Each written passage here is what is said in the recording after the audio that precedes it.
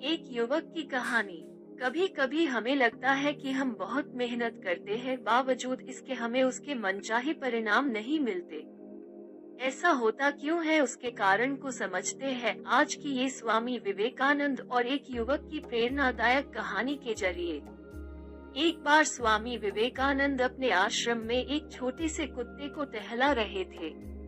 तभी वहां अचानक एक नौजवान आया जो बड़ा परेशान नजर आ रहा था। उसने आते ही स्वामी जी के पैर पकड़ लिए और उनसे गिड़गिड़ाने लगा कि स्वामी जी उसकी मदद करें। स्वामी जी ने उसे उठाया और शांत रहकर अपनी समस्या बताने के लिए कहा। युवक बोला, स्वामी जी, मैं काफी पढ़ा लिखा हूँ और मेहनती भी, लेकिन फिर भी मैं आज तक अपने किसी काम में उतना सफल नहीं हो पाया जितना मैं हकदार हूँ। स्वामी जी ने उसकी सारी बात गौर से सुनने के बाद उससे कहा कि मैं तुम्हारी समस्या का हल जरूर बताऊंगा, लेकिन उससे पहले तुम्हें मेरा एक काम करना पड़ेगा। तुम्हें इस कुत्ते को थोड़ी दूरी तक टहलाने के लिए ले जाना पड़ेगा। युवक को स्वामी जी की ऐसी शर्त बड़ी अजीब लगी। फिर उसने सोचा, इतना आसान काम तो है, कर देता हूँ और बदले में स्वामी जी से समस्या का उपाय मिल जाएगा।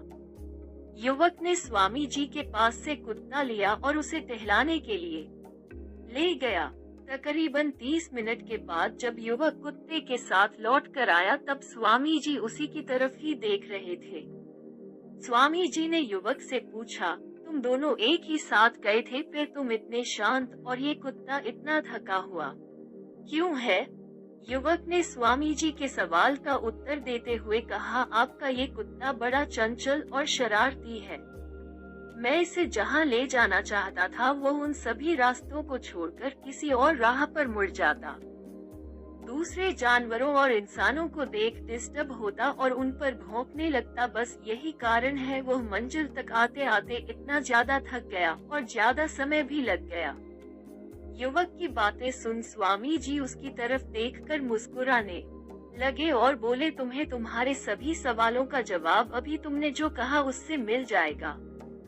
युवक को भी स्वामी जी की बात समझ में आ गई और उसे एहसास हो गया कि वह भी इसी कुत्ते की तरह अपने लक्ष्य पर ज्यादा फोकस नहीं करके दूसरे लोगों के पीछे दौड़ रहा था और फालतू चीजों में समय बर्बाद कर रहा था। उसने स्वामी जी से वादा किया कि वह अब अपने लक्ष्य पर अच्छे से फोकस करेगा और जल्द से जल्द अच्छे परिणाम पाएगा। दोस्तों, कहीं आप भी इस युवक की तरह ही अपने लक्ष्य से भटक तो नहीं रहे हो ना? यदि ऐसा है तो तुरंत बाकी सभी चीजों को नजरअंदाज कर अपने लक्ष्य के पीछे पड़ जाइए, फिर देखना आपकी जीत निश्चित है।